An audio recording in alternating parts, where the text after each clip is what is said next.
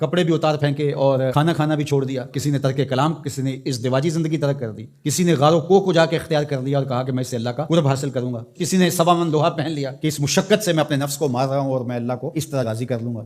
تو اس طرح سے اپنے آپ کو مشقت میں مبتلا کر دیا اور وہاں جا کھڑے ہوئے جہاں شریعت نے ان کو کھڑا ہونے کا نہیں کہا ہے. تو پھر کیسے زندگی میں نیکی کا حقیقی تصور ابھر سکتا ہے؟ کہا کہ اس کو ابھارنے کے لیے، حقیقی رہنمائی لینے کے لیے تمہیں پیغمبروں کی دہلیز پہ آنا ہوگا. جب پیغمبروں کی دہلیز سے ہٹو گے پھر خود ساختہ چیز ہے. یہ جو روحانیت گھڑی ہے ماضی میں یہود نے، نصارہ نے، یہ حضرت عیسیٰ علیہ السلام کی اور ان پیغمبروں کی تعلیمات نہیں تھی، انہوں نے خود گھڑی ہے کہ ہم یہ نہیں کریں گے، ہم وہ نہیں کریں گے. اسلام نے اس کی نفی کر دی سرے سے، نام لے کر لا رہبانیت فی الاسلام. اسلام میں رہبانیت نہیں ہے. اسلام کی رہبانیت ایک ہی بتائی گئی ہے اور وہ جہاد ہے، جس میں آپ اپنا سب کچھ پیش کر دیتے ہیں اور اس کا مقصد بھی غلبہ حق ہے، اسلام کے پرچم کو بلند کرنا. باقی آپ کو انفرادی طور پہ کچھ وقت کے لیے تبتل اختیار کرنے کا کہا. جس طرح رمضان المبارک میں آپ اعتکاف بیٹھیں، آپ نماز میں یکسو ہو جائیں، تو کچھ مخصوص چیزیں ہیں جس سے آپ کی تربیت ہوتی ہے. لیکن یہ بالکل آپ ترک دنیا کر دیں تو ہمارا اسلام، ہمارا دین اس کی نفی کرتا ہے. اس لیے انبیاء علیہ السلام کے ساتھ اپنے آپ کو جوڑنا اور کامل اتباع پیغمبروں کی اختیار کرنا، یہ قوموں کو منظم کرتا ہے. اس لیے ہمارے لیے ہمارے آقا و مولا حضور ختم المرتبت صلی اللہ علیہ وآلہ وسلم کی سنت سے ہی نیکی کا حقیقی تصور پیدا ہو سکتا ہے.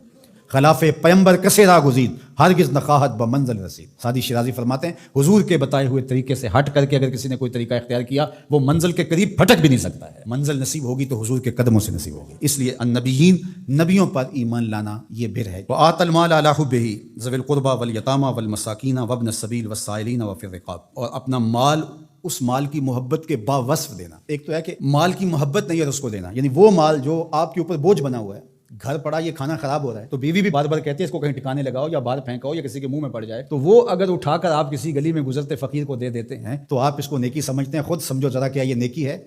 تم تو اپنے سر سے بوجھ اتارا ہے. دینا کون سا ہے؟ وآت المال علی حبہ، مال کی محبت آپ کے اس کو جدا کرنے کو جی نہ چاہے لیکن اللہ کی محبت میں پھر بھی اس کو جدا کر دو. اس مال کی محبت ہو تمہارے اندر.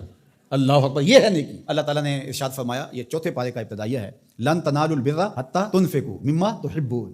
وہاں بھی بر کا، اتنی دیر تک تم بر کو پہنچ نہیں سکتے، نیکی کو حاصل ہی نہیں کر سکتے. لن تنالو، آپ طلباء سے پوچھئے، حرف ناصب جب مضارع پہ داخل ہوتا ہے تو مستقبل کی ابدی نفی کرتا ہے. تو فرمایا کہ تم نیکی کو حاصل کر ہی نہیں سکتے حتی تنفقوا، یہاں تک کہ تم خرچ کرو، مما تحبون، اس مال سے جس کو تم پسند کرتے ہو. یہ تو اللہ کا کرم ہے کہ مما تحبون کہہ دیا.